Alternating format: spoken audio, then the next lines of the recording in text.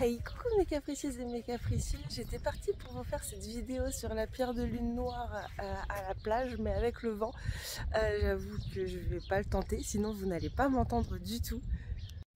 Du coup, changement de format, changement de cadre, mais là je vais aller faire un petit peu de route et puis je vais aller préparer cette vidéo plutôt en forêt, dans un endroit entre guillemets plus calme. Ça respire le calme, mais avec moins de vent. Voilà, ça y est, j'ai trouvé le coin de forêt. Alors j'espère que tu vas m'entendre. Je regarderai rapidement le montage. Donc la pierre de lune noire que je ne porte pas parce que je sors de convention et que je suis en mode baroudage, pas maquillée, avec mon plus beau sweat. Du coup, ouais, pierre de lune noire, pierre de mystère. C'est une pierre, il va falloir que je l'attrape quand même dans mes affaires. C'est une pierre que j'aime beaucoup porter et que je porte depuis le mois de mai de l'année dernière. Ça y est, je suis allée la chercher. C'est ma chouchou qui est là. Tac, avec ses petits reflets. Et donc si tu vas te balader sur différents sites, tu verras que cette pierre a plusieurs influences, comme le lapis lazuli dont je te parlais la semaine dernière. Et celle-ci, en ce qui me concerne personnellement, elle m'a servi, elle me sert encore d'ailleurs et toujours pour deux choses.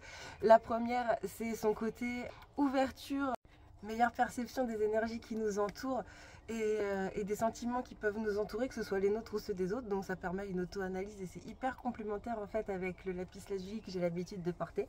Et ensuite, elle a ce petit côté aussi, le côté mystère et le côté, j'ai envie de dire féminin, mais on se l'approprie au féminin alors que pas forcément.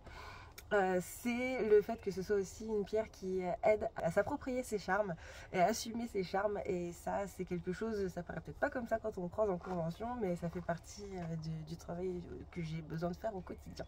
Et comme cette pierre est une pierre qui te permet de mieux te connecter à tes émotions, aux perceptions, c'est une pierre aussi de connexion à soi-même en fait. Et donc, par effet de conséquence, ça permet aussi d'être une pierre de confiance en soi parce que mieux tu te connais, mieux tu sais comment agir, appréhender tes peurs, tes angoisses.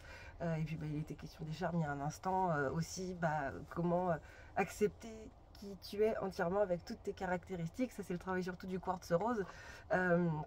Et le fait de se connecter à soi, de prendre encore plus conscience de tout ça, ça te permet d'être encore plus aligné avec toi-même. Donc finalement, ça permet aussi une forme d'ancrage et de centrage. Chose, on reparle de l'ancrage, du centrage, de l'organisation. Coucou, je suis en forêt, je suis en train de faire ma vidéo ce matin pour tout à l'heure. Voilà, ça fait partie des choses en fait qui sont complémentaires et qui me permettent d'avancer au quotidien, clairement. Ancrage, bien sûr. Ce qui est cool pour moi avec cette pierre-là, c'est qu'elle est aussi associée à mon signe astro, je suis Capricorne, et qu'elle me permet en fait, pour les personnes de mon signe, c'est un symbole d'ambition. Elle est aussi liée au signe du Cancer, au signe du Poisson également, mais c'est vrai que moi comme je suis Capricorne et que c'était une pierre au départ que j'ai utilisée pour moi, que je commence à faire rentrer dans la boutique d'ailleurs tout doucement, mais ça y est, je suis hors stock sur toutes les pierres de lune noire. La dernière est partie vendredi d'ailleurs suite aux stories parce que j'avais de la pierre de lune blanche et de la pierre de lune pêche. Ça je te laisserai aller voir sur Instagram pour toutes ces variétés de pierres de lune que j'avais mis que en story je crois. Ouais, faudra que j'aille vérifier. Pour le signe du Capricorne qui est aussi le mien, c'est un symbole d'ambition, de réussite sociale. Et c'est vrai que moi socialement, je peux avoir des moments très, très bizarres où j'arrive pas à cerner les gens et où du coup les gens n'arrivent pas à me cerner. Et sans le vouloir, je peux donner l'impression que je snob des gens alors que juste je suis pas physionomiste. J'ai énormément de mal à le reconnaître. Des fois sur les lives Instagram, ça se voit, ça se sent, il y a un logo, un prénom. Les gens me disent non, c'est vu il y a 2 jours. Ah oui voilà, donc ouais, réussite sociale, il y en a besoin aussi parce que j'ai un historique geek introverti que j'avais construit en fait du fait d'avoir accepté un schéma qui me bridait parce que c'est ça aussi, il n'y a personne qui m'a vraiment forcé, mais j'étais dans un modèle et dans un schéma pendant une dizaine d'années où il fallait être prudent de tout, avoir un petit peu peur de tout et j'ai fini par comprendre que ça me convenait pas, mais ça a les conséquences aujourd'hui d'avoir un côté, c'est pas vraiment timide, mais c'est je ne sais pas agir. Donc sur le plan social, elle va aussi énormément m'aider. Et après, ouais, vraiment de manière plus conscientisée, moi c'était cette connexion à l'univers que je voulais avec cette pierre là, et la pierre de lune noire le permet parce que justement on en parlait avec l'histoire du tambour. j'ai l'impression, moi, pour avoir un ressenti, qu'il me faut toujours quelque chose de super puissant, de super vénère. Sinon, sinon je me retrouve dans le flou et je ressens pas. Et on m'avait expliqué que comme j'avais un naturel et un potentiel créatif qui était pas mal, c'était peut-être pas que je ressentais pas les choses, mais que comme ça faisait partie de mes habitudes et de mon quotidien, je me rendais même pas compte que je les ressentais. C'est la raison pour laquelle j'ai voulu porter cette pierre de lune noire au départ, pour vraiment avoir la perception énergétique autour de moi et puis cette connexion à la terre et à l'univers qui est un travail de toute une vie, clairement. Moi je suis pas l'incarnation de la sagesse, hein, en toute bienveillance. Hein.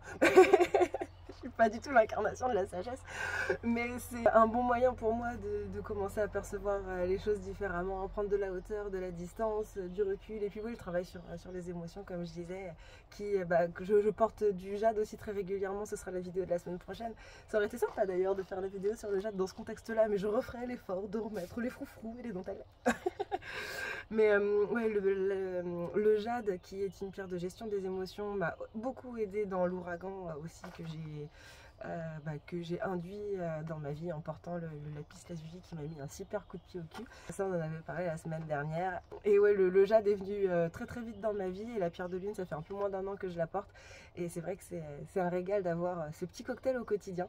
De temps en temps, je mets de la labradorite blanche sur moi, donc soit par le biais de bracelet, alors là j'ai rien du tout, hein, mais soit par le biais de bracelet que tu peux voir sur les précédents lives, où j'ai une bague aussi que je mets qui est soit en labradorite, soit en jade, labradorite blanche ou jade.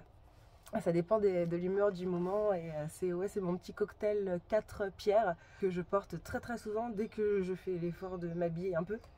Pas aujourd'hui.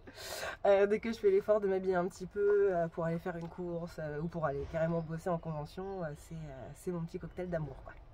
Ça va être le moment pour moi de faire le montage de cette vidéo, de reprendre la route pour retourner chez moi. Du coup là j'ai quand même 7 heures de route, je vais pas trop tarder. Je te fais plein de bisous, merci de m'avoir écouté. Partage ton expérience avec la pierre de lune en commentaire, ça me fera vraiment plaisir. Si tu la connais, pierre de lune blanche, pierre de lune noire, pierre de lune pêche, ou peut-être une autre que je connais pas, moi je connais que ces trois là. Et puis on peut se retrouver très rapidement sur Instagram, où tu verras toutes les stories de la journée du moment où j'étais sur la plage, les pieds dans l'eau, dans le froid, mais dans le kiff total. Et toute la route que je vais faire aujourd'hui aussi. Je te fais plein de bisous. On se retrouve en convention, je serai dans la région de Lyon à la fin de la semaine pour le Master of Fest, et avec des nouvelles créations, plein de bonne humeur, et mon tricorne pirate, il est pas derrière parce que je suis à moitié dans le camion. Tac. Et certainement avec ma super tenue de pirate. Voilà. Donc bon, j'ai mon chignon, je peux pas le porter. Mais ça va bien se passer. Plein de bisous. À très vite. Ciao ciao, et partage ton expérience en commentaire.